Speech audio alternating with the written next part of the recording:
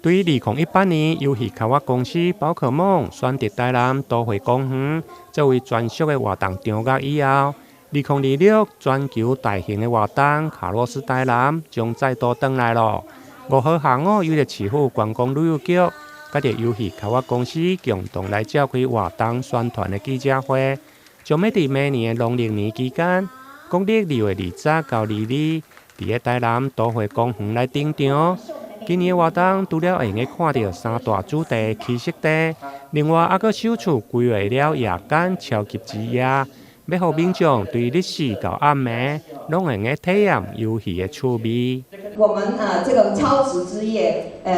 是我們第一次做的夜間活動，我們也是首推的一個活動。那它不一樣的地方就是，它不但是延長時間而已，它是一個全新的面貌給到玩家，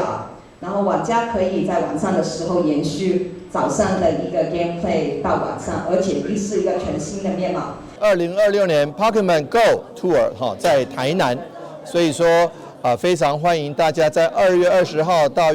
月22號3天的時間來到台南。其實過年的時間大家都喜歡到處吃吃喝喝逛逛買買，但是來台南 CP 值最高，為什麼呢？因為我們寶可夢全世界唯